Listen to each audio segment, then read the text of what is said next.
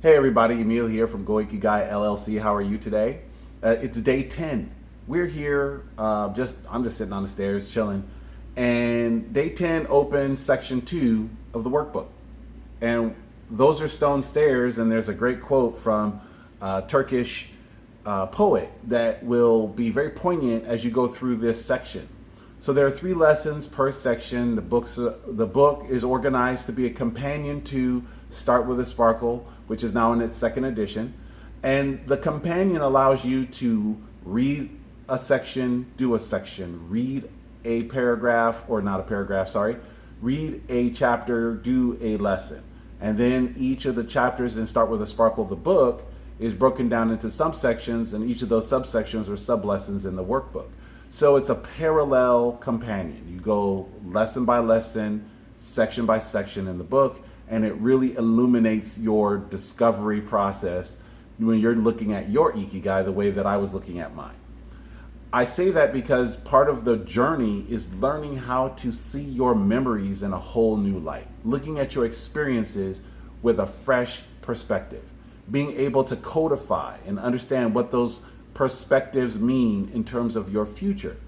So what I did in lesson on day 10 is I went into lesson 4A, and it asked me about some things that I had to remember that were sort of unexpected, that were, surprises, that were like, oh, I didn't know that.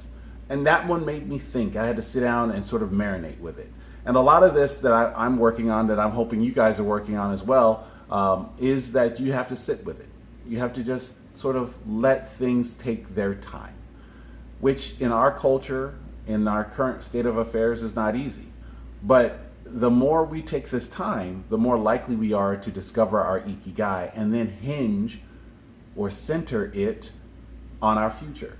So the more I take this time going through this workbook, writing things down, thinking them through, the better.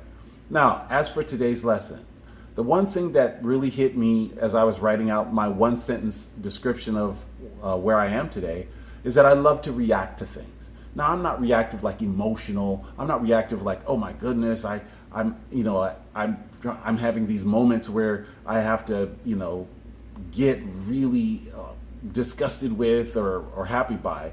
But intellectually, my brain organizes best when I'm presented with a stimulus that I can then respond to. And my brain then organizes around that stimulus to refute, to accept, to support, or to assimilate.